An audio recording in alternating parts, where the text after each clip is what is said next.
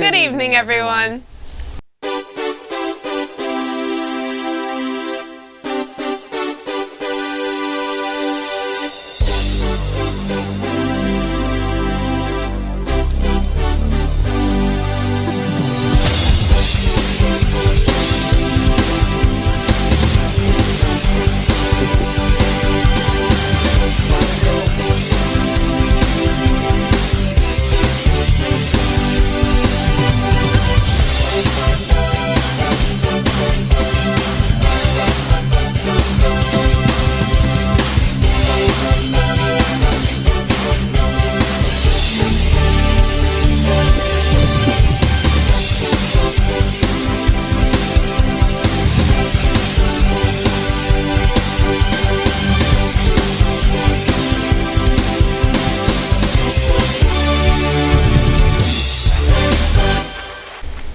Welcome back, folks. Today is Sunday, September 25th, 2022. We are your hosts, Samantha and Chris, back with another episode of MMTV. Thank you all for joining us this evening. We will start off our night with another song and video by Chris. Then we head over to Emma, who will present a new episode of The People of Monument.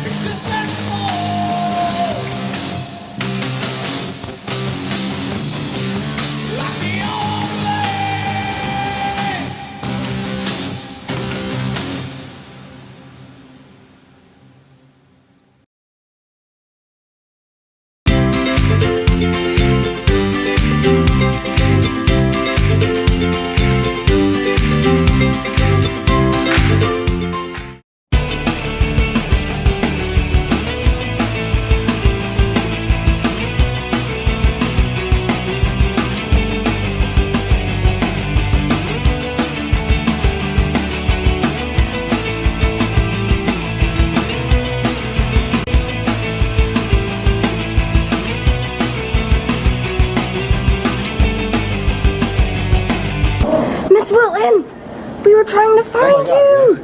Me?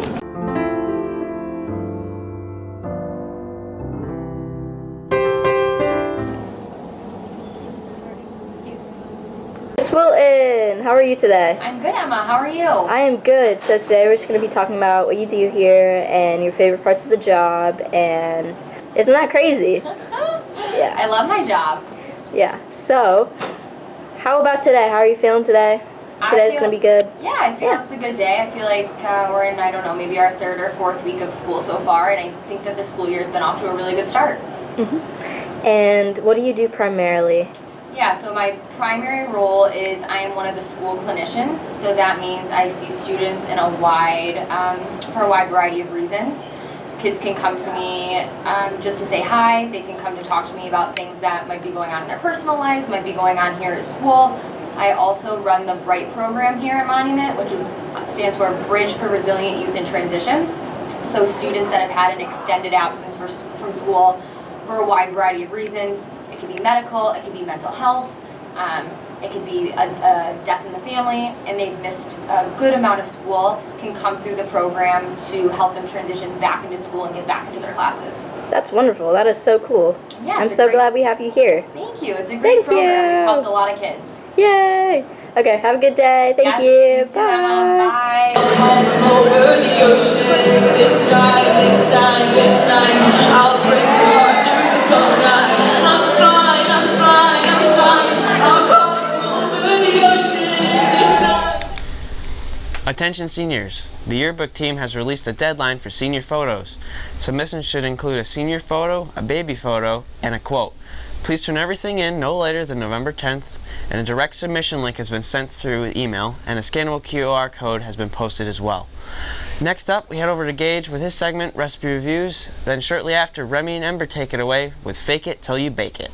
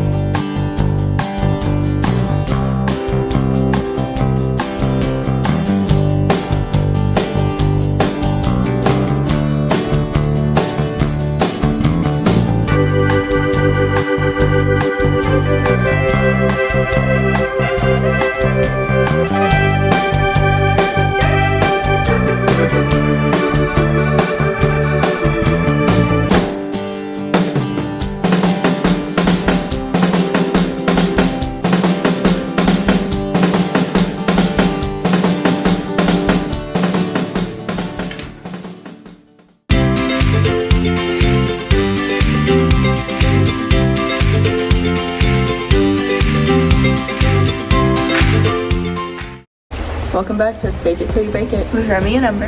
And this week we baked monster cookies.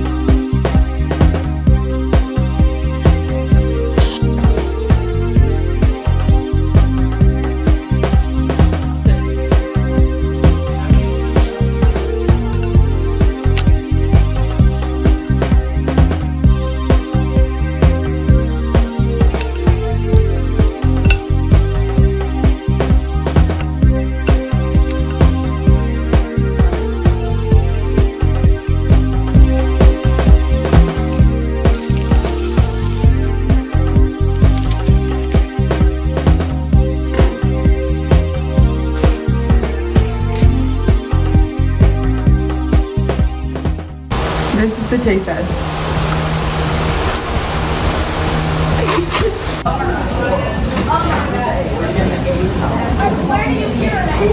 We faked it and we baked it. Come back next week for more. The beloved school store will be opening soon. Mr. Roy is looking for students with a study hall during first period, second, third, fourth, and eighth, who are in good academic standing and interested in helping out. If this is applicable to you, there's a sign-up form that was sent to your email. Next up, we dive into the world of missing people with Lexi.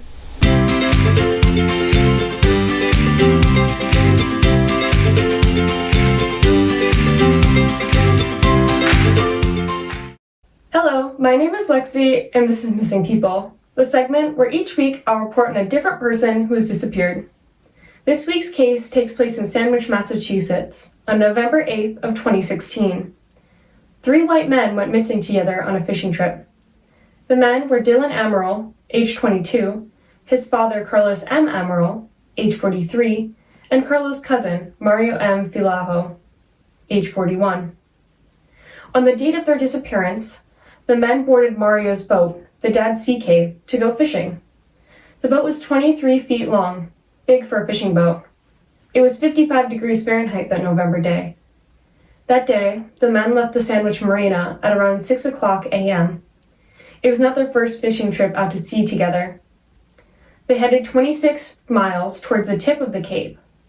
2 other boats that had been fishing nearby were unaware of the disappearance of the boat with the 3 men. When they did not return at 2 o'clock p.m., the time when they were scheduled to return, a friend who was aware of the fact that they had gone fishing became worried and contacted the U.S. Coast Guard. The only piece of evidence to prove that the men were even at the marina that day was the pickup truck they had drove together in, and the trailer for the boat were left close to the marina. The only thing that the U.S. Coast Guard came up with in their search efforts was an oil field in close proximity to where the men were fishing, suggesting their boat may have gone down. To this day, no one has ever seen or heard from them again, and unfortunately, the case has gone cold. The case is still an open investigation. If you have any information regarding the whereabouts of the people, please contact the Sandwich Police or the Coast Guard. The friends and families deserve to know what happened. Thank you for your time. It is officially that time of the year. The homecoming date has officially been announced. This year it will be taking place on Saturday, October 15th. We will keep you informed with any updates, especially in regards to Spirit Week. Next up, we have Leo with his segment, Music Reviews. Then shortly after, Ava with her 3-part series on Monuments Therapy Dogs.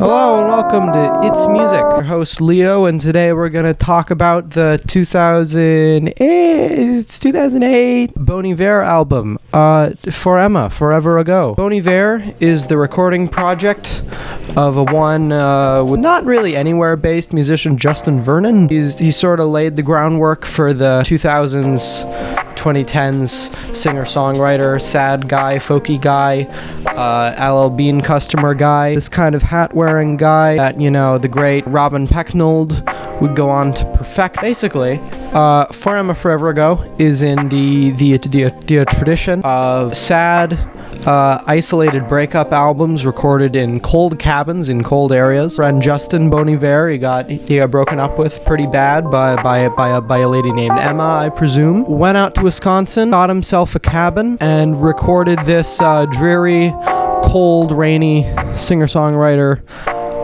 seminal classic. These songs aren't really built on any big, grand instrumental foundations. There's no wall of sound type of production here. There's not really the kind of layers. There aren't really the kind of layers you'd find on like a Fleet Foxes album around this time, or like the Bon Iver albums that would follow this. You get a lot of vocal harmonies, that kind of thing, and acoustic guitar, and that's basically it. There's like a kick drum. In terms of track to track, I think the first 3 songs on this album would resonate with basically everybody. Flume, Lump Sum, and Skinny Love. Everybody loves these songs, especially Skinny Love, I think. Flume maybe too. I really like Lump Sum, that's my favorite. And then you hit the 4th song, The Wolves, Act 1 and 2. I think I have a bit of a theory that this song is kind of the make or break for this album. You get past the 3 songs, you probably like them a lot, and then this song is like where you're either like, oh, I love this, or you're like, Okay, that's cool, man. You do you. That's so great. I'm gonna take this door and I'm actually gonna go now. I'm gonna go get a sandwich. I'll be right back. I don't really know if I want to listen to this. I'm gonna listen to the new Steve Lacy. That sounds great, man. Next to the few songs, they're fine. I like them when I'm listening to the album. I don't really like them outside of that. They wouldn't go in any playlists or anything. I guess Creature Fear is cool. I like the little chorus, but this. And then you get to the last song, Restacks, Regarding Stacks, whatever the song is. This song is amazing. This is one of the best songs of this genre ever recorded, and it makes me really get why so many people love this album for a second. Love it. Love that song. That's one of my favorite songs ever. For Emma Forever Ago. Is it a special album? Maybe. I think there are much better albums of this genre. In terms of cabin albums, Big Retreat, Breakup, I'm Sad, I'm Gonna Go Be Cold in a Cabin Somewhere. The Adrian Linker album of 2 years ago called Songs. Dawn by Mount Eerie, it's like a C-tier Mount Eerie album, but that's still like way better than this thing. Cool vibes, some very great songs. First 3 songs are great, but it's really just short of being that special of a time because of the sag in the track list, and a lot of the time I just don't really want to listen to those songs. 6 out of 10, closer to a 7 than a 5.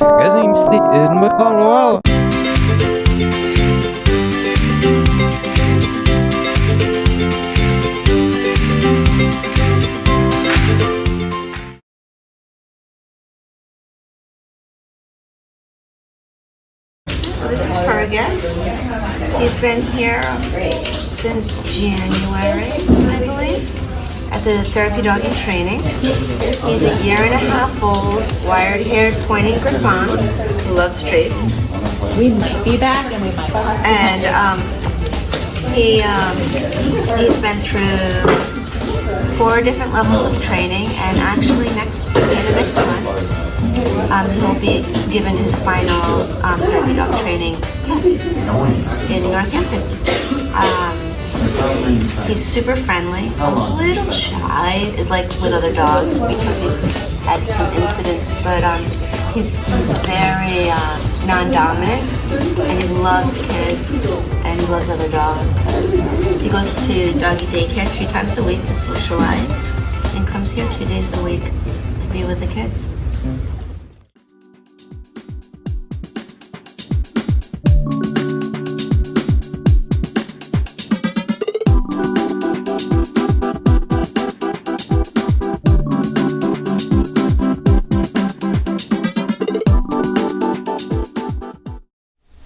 We understand that walking up the hill every morning is not ideal for drop-off, yet it is essential to keep our parking lots safe.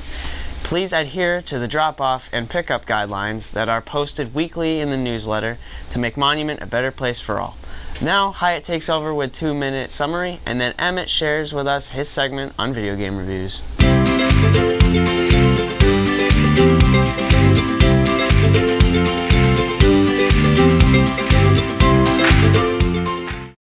So there's this game I like to play called Magic the Gathering. The game has had important stories spanning throughout the 30 years it's been around. And since I have no life, I'm gonna summarize it for you in 2 minutes. Once upon a time, there was 2 young brothers named Urza and Mishra. The 2 fought a bunch, because, they're brothers, and eventually these evil machines called Phyrexians show up. The Phyrexians are really into being perfect, and they like to become machines, because I guess metal's the best part about living. Mishra joins the Phyrexians, whether by his own free will, or by force, we don't really know, and fights Urza. Urza utterly destroys Mishra, and runs away from all the other Phyrexians in a Scooby-Doo-esque chase across multiple worlds. Urza eventually lands on an angel god's world, heals up for 3 years, and then leads all the Phyrexians right to the angel's homeworld, making it destroyed. Whoops, I guess.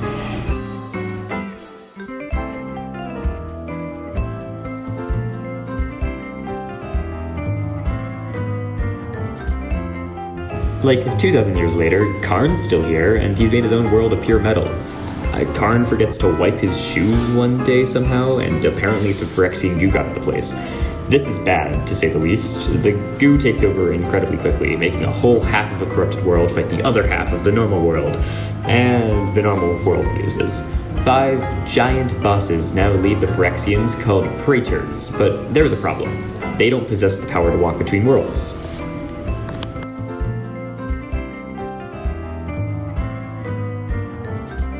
They have the power to walk between worlds.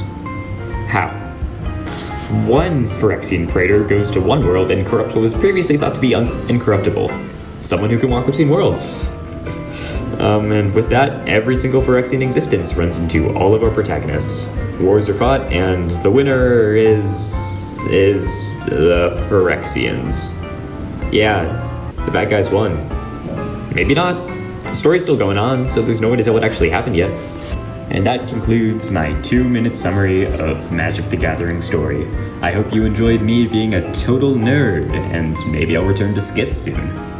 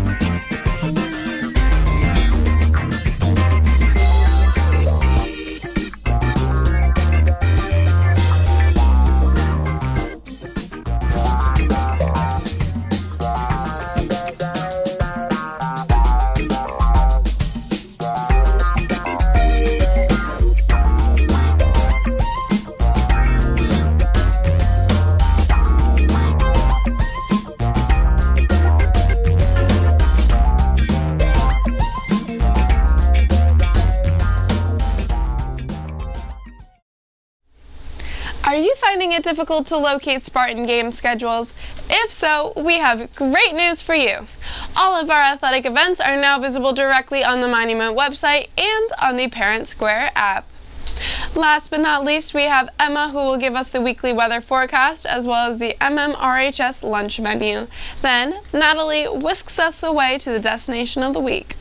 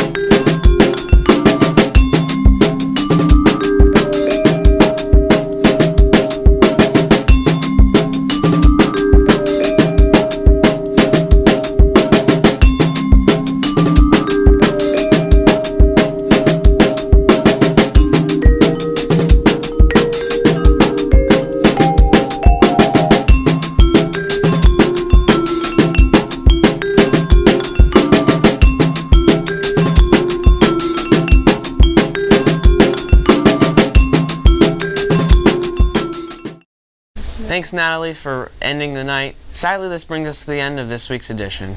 Thank you all for joining us this evening, and we'll be back next week, same time, same channel.